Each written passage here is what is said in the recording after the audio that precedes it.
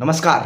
कागज तो दिखाना ही पड़ेगा, ये सब वक्तव्य है देश के गृह और सहकारिता मंत्री अमित शाह का। जब वो कहते थे, देश के विपक्षी दल उनका मजाक उड़ाते थे कि भाजपा बस चुनावी वादे के लिए, चुनावी लाभ के लिए सीए कानून पारित की, इसको लागू नहीं कराएगी। देश के विपक्षी दल कहते थे कानून लागू हो ही नहीं सकता। यहाँ तक कि ममता बनर्जी कहती थी कि बंगाल में इसको लागू नहीं करेंगे, ये सीए आया तो मैं दंगे फसाद करवा दूंगी।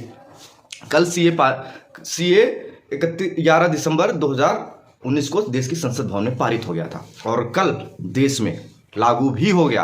आपको याद होगा कि मोदी सरकार बड़े बड़े फैसलों लेने के लिए जानी जाती है। धारा 370 हो, राम मंदिर हो, ट्रिपल तलाक हो, और अब देश में सीए कानून लागू कर दिया। लोग कहते थे कि अगर ये सब चीज़ें लागू होंगी देश में दंगे हो जाएंगे, फसाद हो जाएंगे, खून की नदियां बह जाएंगी। आप सबको याद होगा कि जब धारा 370 हटाने की बात आई थी, महबूबा मुफ्ती ने कहा था कि अगर धारा 370 हटी कश्मीर से तो कश्मीर में खून की नदी बह जाएगी। वहाँ पे एक मच्छर तक नहीं मरा। लोग कहते थे कि राम मंदिर में फैसला आएगा तो खून की नदी बह जाएंगी। आपको याद होगा कि एक मच्छर तक नहीं मरा। यानी कि आप पूरी तरीके से आश्वस्त हो कि देश में एक साफ सुथरी सरकार है, सरकार जो आपकी सुरक्षा के लिए बेचैन है। देश में अवैध रूप से बाहर वाले रह रहे हैं, उनको बाहर निकालने का सरकार ने एक अच्छा रास्ता निकाला, सीए कानून लाया जो हिंदुओं को नागरिकता देगी, बाहर सताए हुए हिंदुओं को नागरिकता देगी।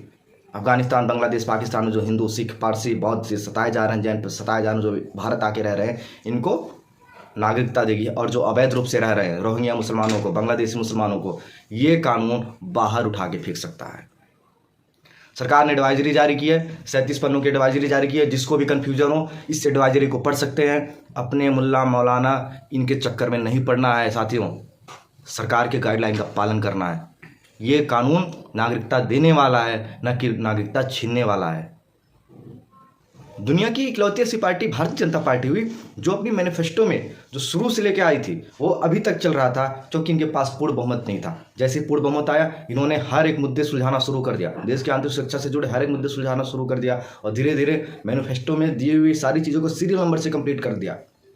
अब ये सुझाव मांग रहे हैं भैया अगले पंचवर्षीय के लिए आप देश की जनता सुझाव दीजिए। और जगह जगह पे आपने देखा होगा कि मोदी की गाड़ी घूम रही है, आपने सुझाव डालिए और मोदी जी उस सुझाव को संकल्प पत्र में डालेंगे।